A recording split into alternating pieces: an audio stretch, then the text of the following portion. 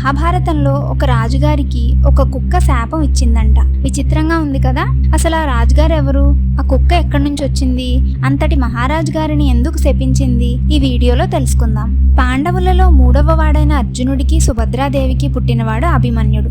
అభిమన్యుడికి ఉత్తరికి పుట్టినవాడు పరీక్షిత్ మహారాజు గారు. పరీక్షిత్ మహారాజు గారి కొడుకే జనమేజయ మహారాజు గారు. జనమేజయ మహారాజు గారు చాలా యజ్ఞాలు దానాలు చేస్తూ గొప్ప కీర్తి పొందారు. ఒకసారి ఆయన ఒక యజ్ఞం చేయిస్తున్నారు. ఆ యజ్ఞానికి కావలసిన ఏర్పాట్లు తన 3 తమ్ముళ్ళని జాగ్రత్తగా చూసుకోమని చెప్పారు. సరమ అనే దేవతల కుక్క ఒకటి ఉంది. తన కొడుకు సారమేయుడు అనే చిన్న కుక్క అక్కడికి ఆడుకోవడానికి వచ్చింది.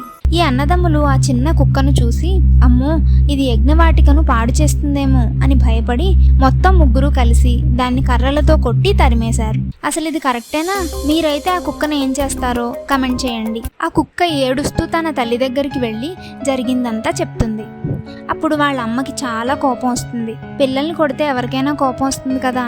సరమ కూడా ఊరుకోలేదు. వెళ్ళి జనమేజయ మహారాజు గారిని అడిగింది, రాజా, నా కొడుకు ఇక్కడికి వచ్చి ఆడుకుంటుంటే నీ తమ్ముళ్ళు వాడిని కొట్టారు. అది యజ్ఞానికి వాడే నెయ్యిని ముట్టుకోలేదు, యజ్ఞవాటికను ఏం పాడు చేయలేదు. ఇలా కారణం లేకుండా తప్పు చేశారు కాబట్టి మీకు అనుకోని కష్టాలు వస్తాయి అని శపించింది. అలా పాపం జనమేజయ మహారాజు గారి తమ్ముళ్ళు చేసిన తప్పుకు అంత శాపం వచ్చింది. కాబట్టి ఏ పనైనా ఆలోచించి చెయ్యాలి.